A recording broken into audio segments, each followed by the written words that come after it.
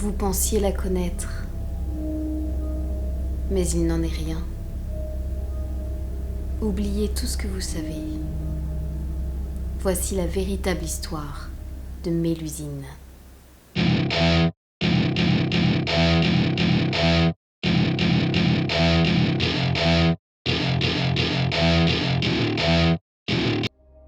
Certains voyages ne se partagent pas. Certaines histoires ne se racontent pas.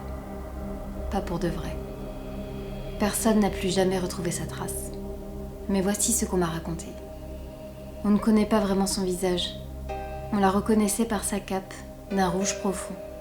Elle était l'une des clés de voûte de la mafia de Mélusine. Celle qui avait le pouvoir de multiplier l'argent qu'on lui donnait.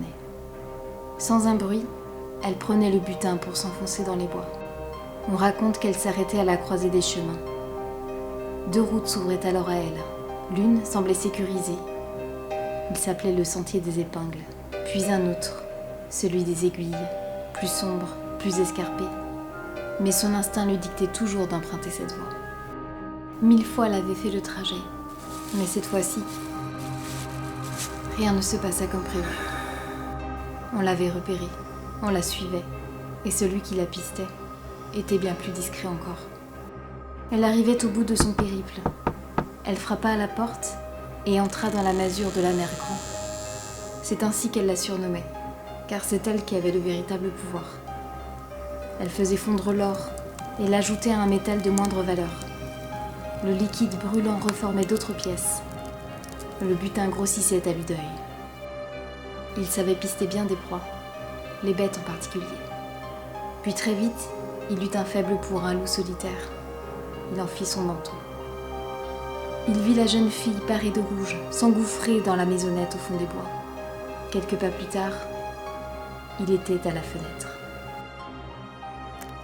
Était-ce ce bruit qui lui avait mis la puce à l'oreille ?